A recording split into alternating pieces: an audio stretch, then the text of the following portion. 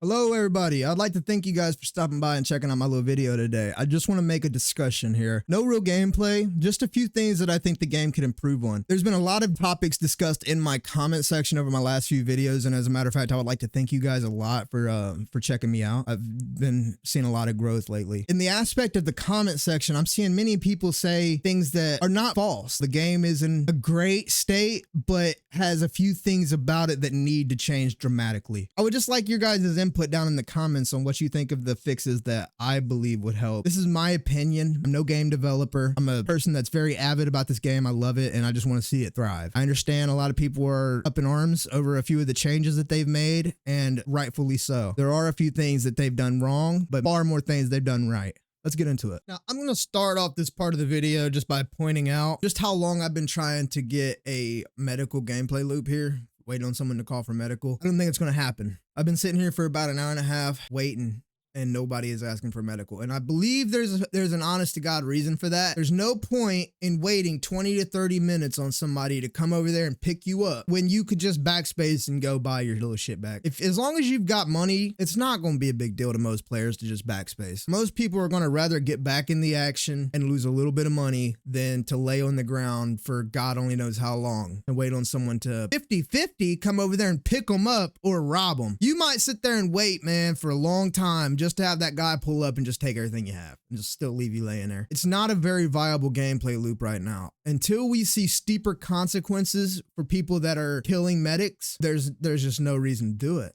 It doesn't pay you much, about $7,000, and you travel across the fucking universe. As well as, like I said, it's a 50-50 on if you're going to get betrayed. I believe that this gameplay loop could be fixed though. It just needs to be treated more seriously. For example, if you're a medic, if you're doing medic gameplay and you accept a medic mission, that should lock you in to being attached to the player that you're picking up. Once you get over there, if that player sets you up and kills you, it should be handled just as it would be handled in real life if you killed a police officer. In the game, killing a medic that takes your beacon, it should come with the max crime stat you can get of 5 bars, as well as it should be the steepest prison sentence you can receive in game. That is how I believe we could fix medic gameplay. But as of right now, there's just no sense to really do it. Nobody's really setting medic beacons for the fact that they could be betrayed, as well as nobody wants to lay on the ground for 30 minutes to an hour. It's too risky right now, and the reward just doesn't reflect the point to do it. $7,000 is nothing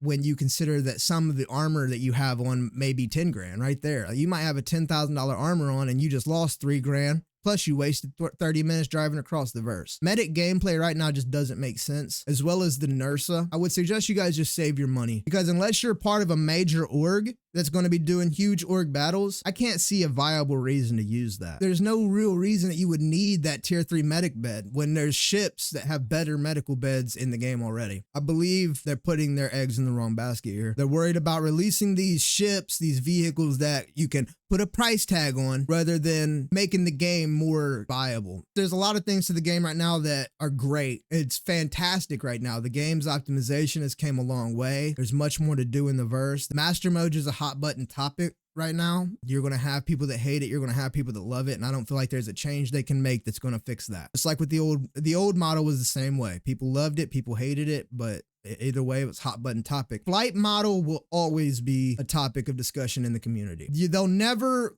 100% make everyone happy with that. So as a community, we need to just overlook a few things and learn to code. Things will get better, and I believe speeds will be increased. I don't think we're going to be getting the tricording back. I don't believe that's coming back to the game, and I'm not mad about it. That was an unnecessary roadblock to many players' PvP experience.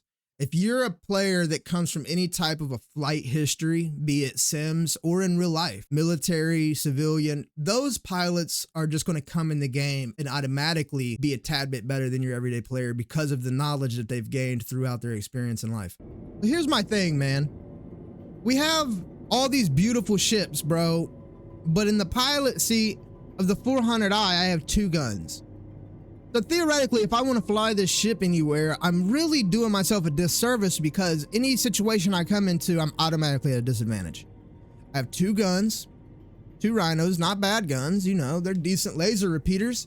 But here's the thing.